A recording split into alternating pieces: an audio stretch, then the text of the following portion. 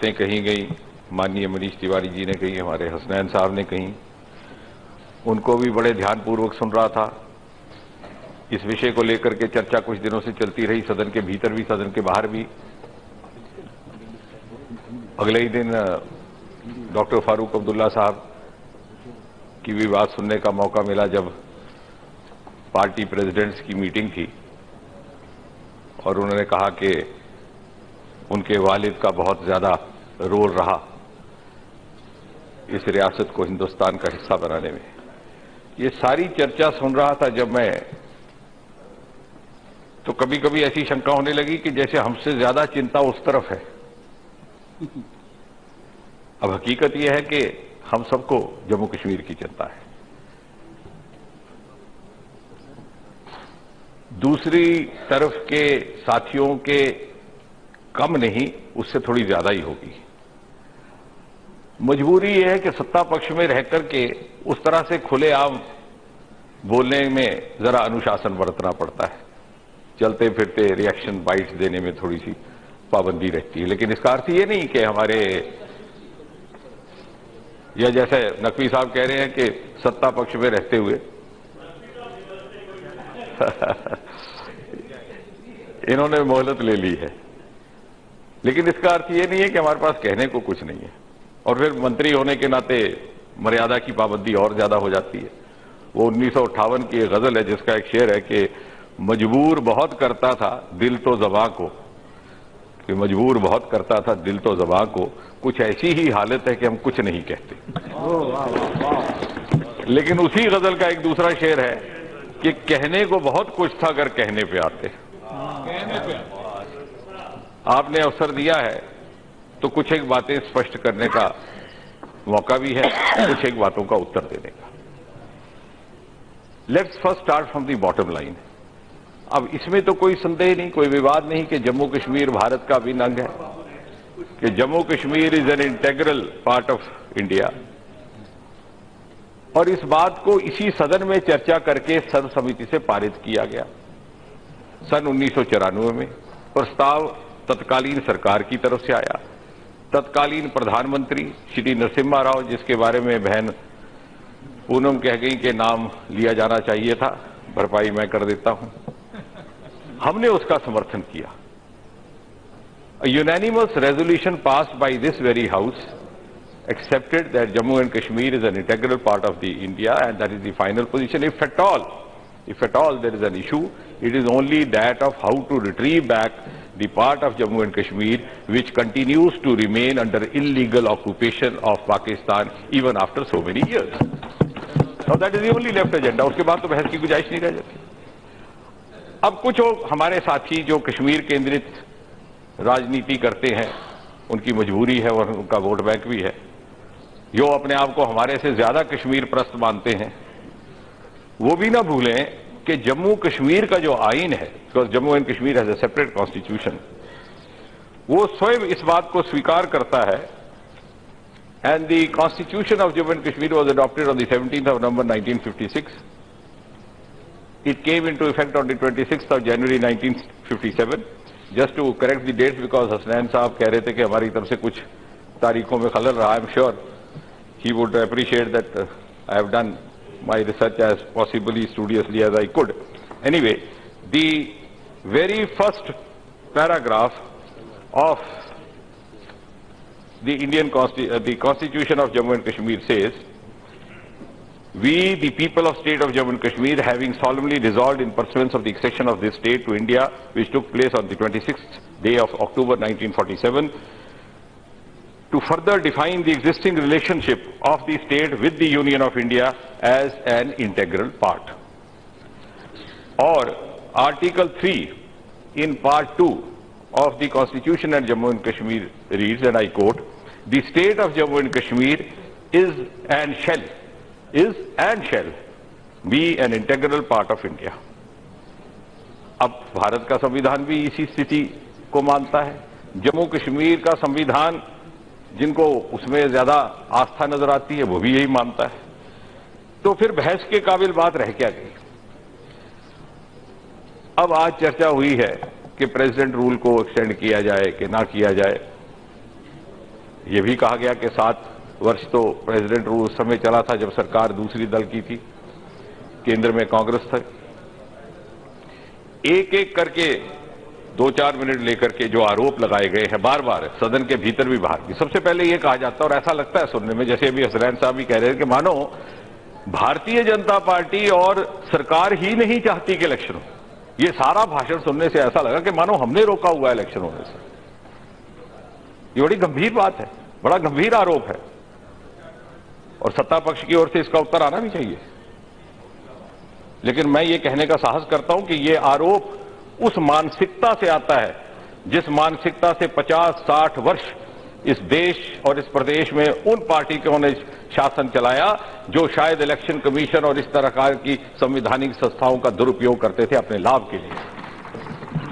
वो समझते हैं कि उन्होंने इलेक्शन कमीशन को उपयोग में लाया होगा तिथियां तय करने में, मैनिपुलेट करने में, और भारतीय जनता पार्टी वो भी करेंगे। But we are a party with a difference, that is why we are called party with a difference. हम इलेक्शन कमीशन हो, सीबीआई हो, उसका पूरा आदर सम्मान करते हैं, उसकी स्वायत्तता का आदर करते हैं, हम उसमें दखल नहीं देते। ये इलेक्शन कमीशन का निर्णय है कि अभी चुनाव ना हो, और इलेक्शन कमीशन को प्रेरोगेटिव भी है, अधिकार भी है कि वो अपनी इनपुट्स प्राप्त करे सिक्योरिटी एजेंसी से, हालात साजगार है नहीं है, अपने आप को जब संतुष्ट करे तो आगे बढ़े।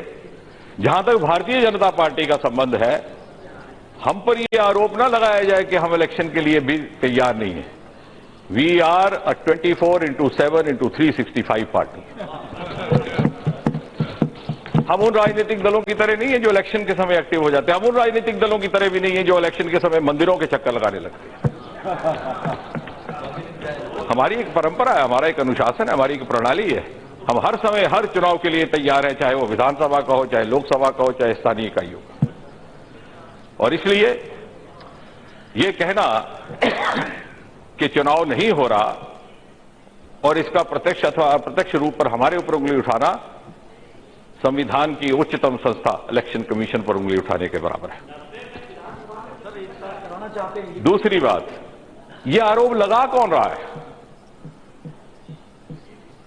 ये आरोप वो राजनीतिक दल लगा रहे हैं जिन्होंने पंचायतों और स्थानीय इकाइयों के चुनाव का बहिष्कार किया घाटी में और जम्मू कश्मीर में। क्यों किया था? अभी बात आएगी कॉन्स्टिट्यूशन की भी, जिसकी अभी बात कर रहे थे, क्योंकि जज साहब तो हमसे ज्यादा कानून साज हैं। इसलिए किया था कि वोट देने को देता है नहीं, उस वक्त ये स्टैंड लिया गया था, we will not contest in election till 35A is resolve. फिर 2 ही महीने में क्या हुआ? लोकसभा का चुनाव आया, क्यों कंटेस्ट किया? आपको लगा कि 8-10% मतदान होगा और हम चुनाव जीत जाएंगे। मुझे लगता है कभी समय आएगा कोई ये भी राय रखेगा कि जब तक कोई न्यूनतम वोट टर्नआउट ना हो तब तक मान्यता ही ना दी जाए लोकसभा की सदस्यता की, वरना तब तक हमें बर्दाश्त करने पड़ेंगे ये 8% वाले सदस्य। You thought you could be beneficiaries of this minuscule turnout and therefore you forgot 35A. आपको तो कश्मीर के अवाम को जवाब देना होगा कि आपका स्टैंड 35A पर क्या है। आप हम पे तोहमत लगाते हैं स्पेशल स्टेटस की। फिर बात आई, और ये वो पार्टी, माननीय रविशंकर जी तो हम सबसे ज्यादा कानून के माहिर हैं, हम पर वो पार्टी आरोप लगा रही है जो ऑटोनॉमी का दावा करती है। So they do not want autonomy for panchayat, they do not want autonomy for the local bodies, but they are keen. Autonomy for whom then? For themselves, for the dynasty, for the family? जिस party का सबसे प्रमुख agenda autonomy है, it has become party to the denial of autonomy to the local bodies in the panchayats. इन बातों का contradiction का जवाब कौन देगा? दूसरा आरोप बार बार लगाया जा रहा है, यहां भी आज लगाया जा रहा है, बाहर भी लगाया जाता है। जैसे मैंने कहा कि उत्तर देने में थोड़ी मजबूरी रहती है सत्ता पक्ष में होते हुए, लेकिन we have to set the record straight. दूसरी बात ये कही जाती है कि ये सब कुछ जो हुआ ये सब 2014 के बाद हुआ। हालात खराब हो गए, बर्स से बदतर हुए। मनीष जी ने भी कहा, जय साहब ने भी कहा, उनकी बात की मैं कदर करता हूं, उन्होंने अपने नजरिए से हालात को देखा है। भारतीय जनता पार्टी केंद्र में 2014 में आई, प्रदेश जम्मू कश्मीर में भारतीय जनता पार्टी की गठबंधन सरकार 2015 में आई। 50-60 वर्ष पहले तक आपके पास सारी बागडोर थी। क्या आप रामराज छोड़ते गए थे हमारे लिए? क्या आपके रामराज को हमने 3 साल में ही अस्त नस्त कर दिया? इतिहास की बात की जा रही थी। अभी नहीं, अभी I am not yielding, I am not yielding, I am not yielding, I am not yielding, I didn't, I am not yielding. Tiwari ji, I am not please. yielding. The minister is not yielding. You know the thing. I am not yielding. I am not yielding, but I'll answer what you have in mind in the course of next few minutes. सारी जनता को मालूम है आप इतिहास के उस तक आ रहा हूं मैं पीछे से शुरू हुआ ना, ये भी तो 1947 से शुरू हुए थे। अब चलिए फिर हम यहीं से शुरू होते हैं। आप इतिहास की बात कर रहे हैं। What you handed over to us in 2014-15 as a legacy was a cumulative outcome of the series of blunders and series of misguided experiments, starting from the what history records as the infamous Nehruvian blunders. इतिहासकारों ने लिखा Nehruvian blunders. मैं उसकी विस्तार में नहीं जाऊंगा, पूनम ने थोड़ी सी चर्चा की थी, फिर क्योंकि उसी पर बहस चलेगी। वहां से लेकर आज तक फिर आप कहते हैं कि, और अगर उस समय 1947 में if only the then Prime Minister had allowed his own colleague, number 2 in the cabinet, the then Home Minister, to handle Jammu and Kashmir in the same manner as he was handling the other states of India, the history of Jammu and Kashmir would have been different today. Simply because Pandit ji thought he knew Jammu and Kashmir more than his Home Minister, तो सरदार साहब को जम्मू कश्मीर से बाहर रखा गया।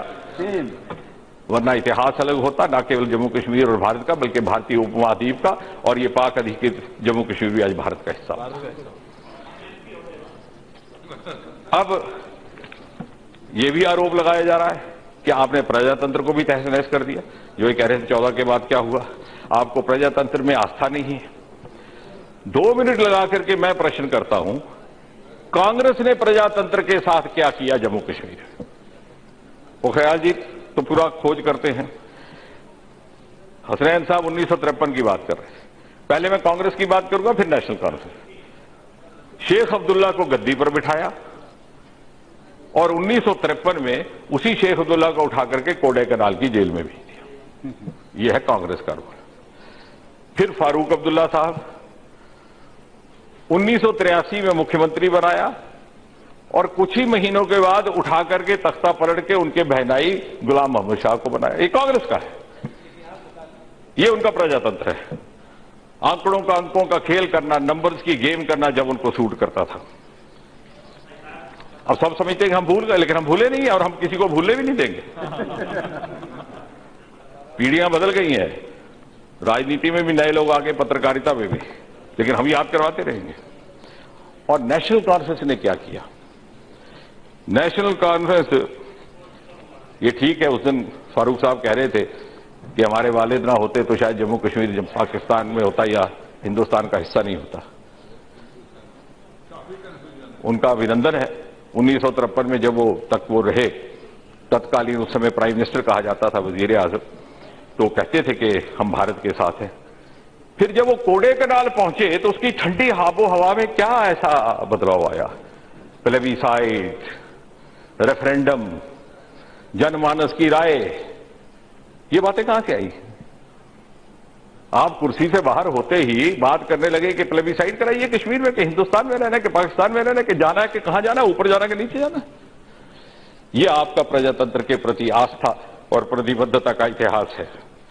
और 1953 के बाद आपने प्लेबिसाइड की भी बात की, आपने रेफरेंडम की बात की, आपने जनमानस की राय की बात की। 20 साल तक आप ये कहते रहे। 53 तक आप जब हिंदुस्तान के साथ थे, उसके बाद फिर एक और पलट आया, another U turn. 1975 Indira ji ने आपको दोबारा मुख्यमंत्री बनाया और आप फिर हिंदुस्तान के साथ होंगे। आपकी नजर में Jammu Kashmir again. I am not yielding, I am not, I reply to everything. No, I am not yielding, I am not yielding. I will quote. If you can quote, why can't I?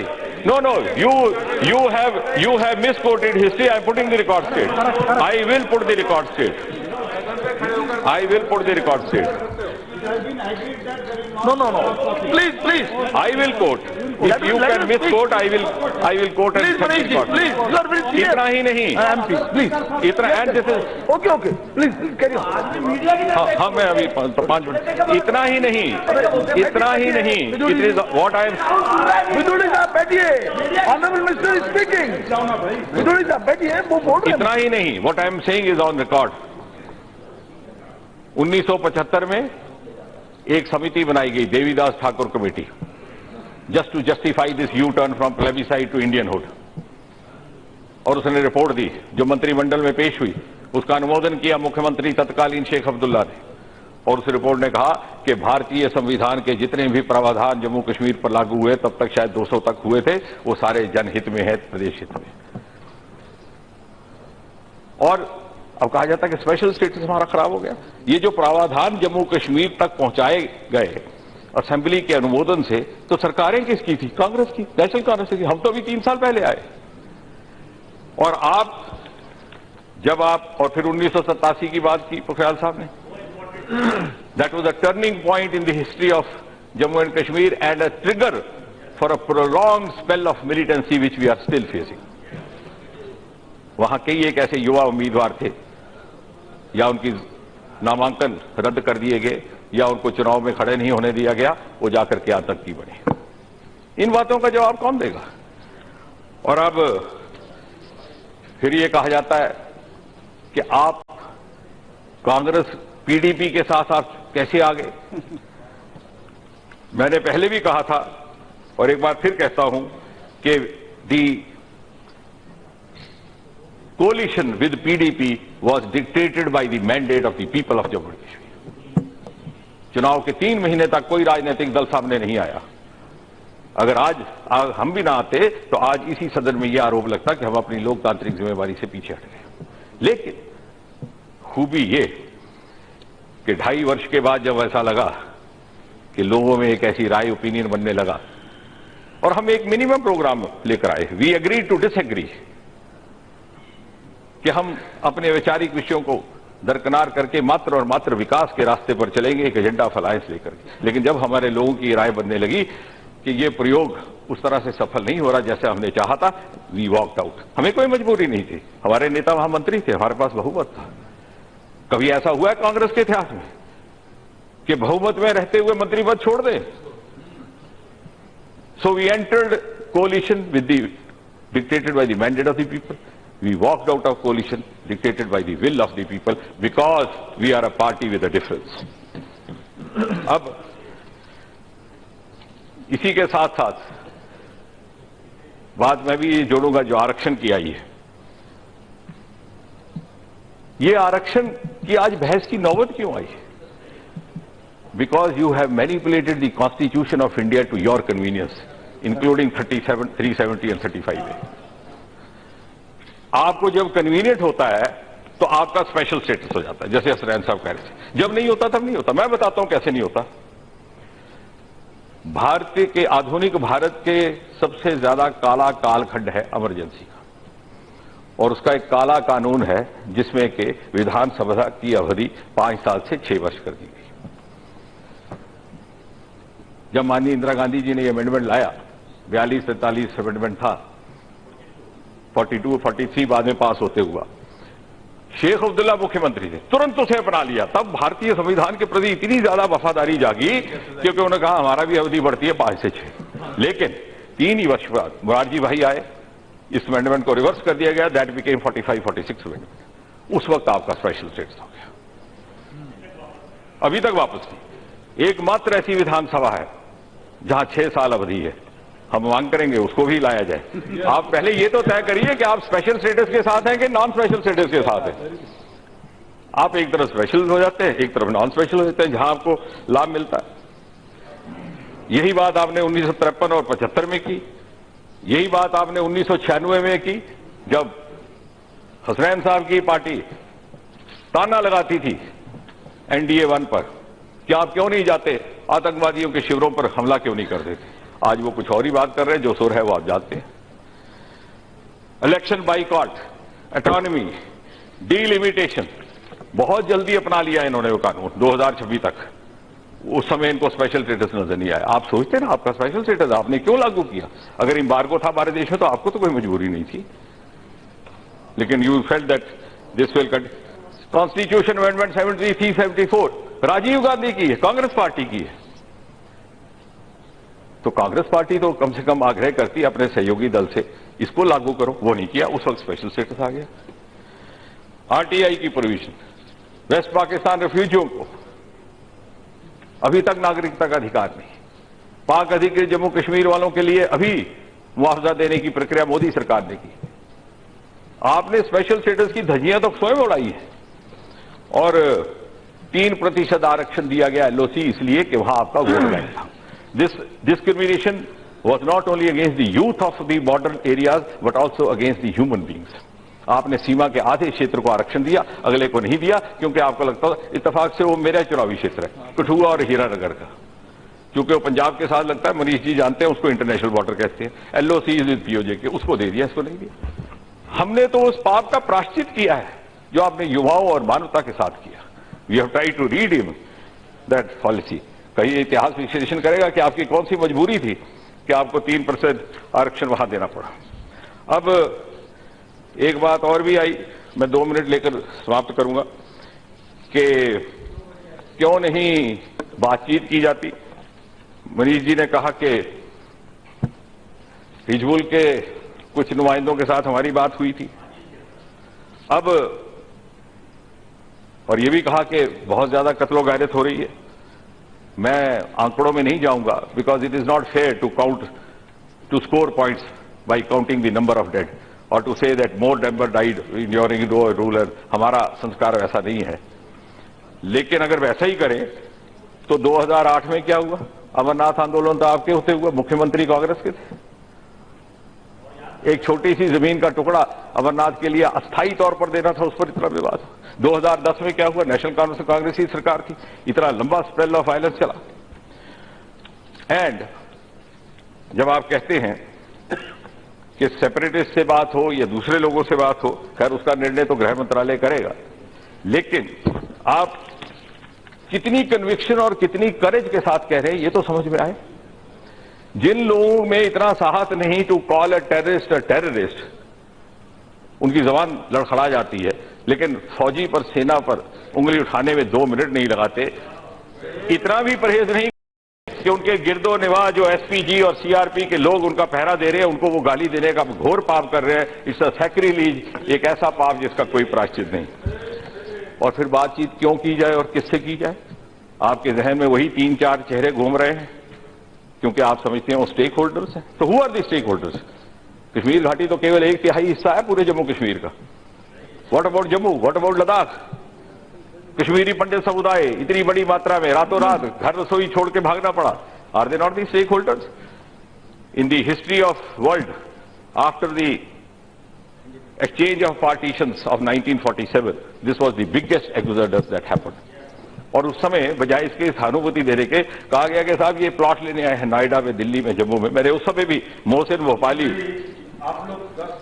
I am not yielding, Mohsin, मैंने उस समय भी, please बोलिए, अभी 2 minute आपको भी मौका मिलेगा।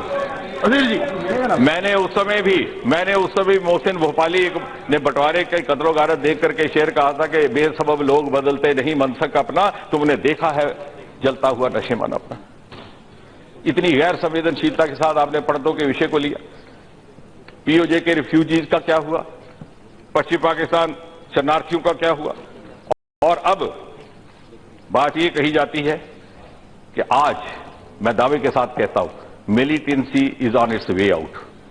We are going through the last phase of militancy in Kashmir. ये आप नोट करिए और कुछ एक महीनों के बाद हम इस पर फिर से चर्चा करेंगे। बालाकोट के बाद सेना का मनोबल बढ़ गया।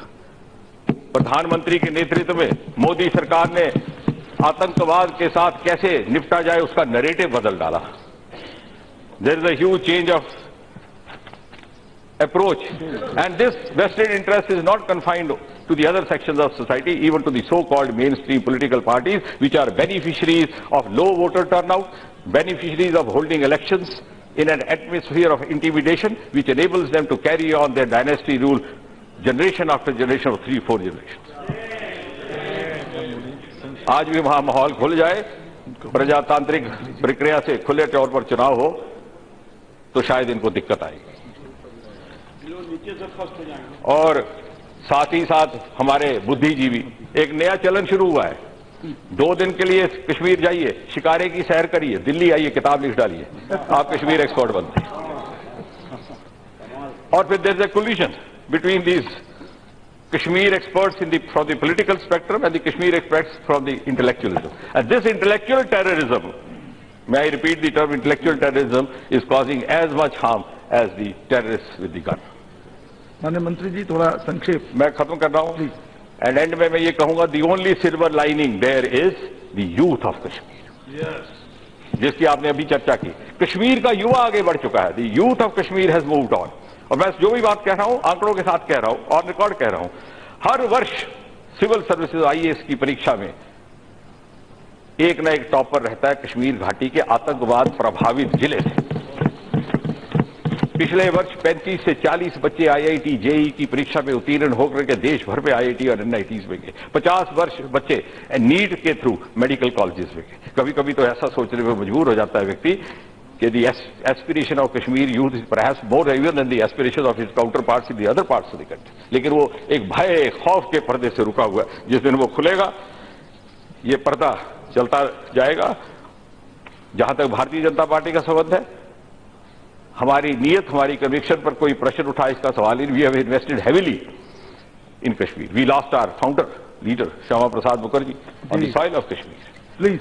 और इसलिए अंत में मैं ये कहूंगा कि हम जो डेवलपमेंट की बात माननीय गृह मंत्री जी ने की, मैं उसे दोहराऊंगा नहीं, लेकिन मोदी सरकार के चलते और राज्यपाल शासन के बाद 2-2 एम्स, 5-5 मेडिकल कॉलेज, पुलों का जाल बिछ गया, सड़कों का जाल बिछ गया, रीजनल बैलेंस जाता रहा। जो असतुलन जम्मू और लद्दाख जिसकी शिकायत करते थे, और आज ये जो बिल 3% आरक्षण का लाया गया है, ये भी उसी का प्रमाण है। और इसलिए मैं अंत में अपनी बात समाप्त करने से पहले केवल एक प्रार्थना करूंगा, a terrorist is a terrorist is a terrorist, that is the bottom line, and let's us leave it to the discretion and wisdom of the security agencies to decide how to deal with him. और दूसरा, अपनी बिरादरी के सज्जनों से, please don't use terrorism और the bogey of terrorism to score your political points with us. Those who seek the aid of terrorism for political gains are liable to be consumed by same terrorism. ये चेतावनी हमारे लिए तो है, सो है, आपके लिए भी रहेगी। और इसलिए मैं बात समाप्त करते हुए ये कहूंगा कि आज पोस्ट 1990 जनरेशन है कश्मीर में। More than 70% are below the age of 40. They have moved on, whether you like it or not, whether anybody likes it or not. The youth of Kashmir has already become a part of the development journey of Modi's new India. Thank you. धन्यवाद। Shri Raghuram Krishna Raju, please be brief.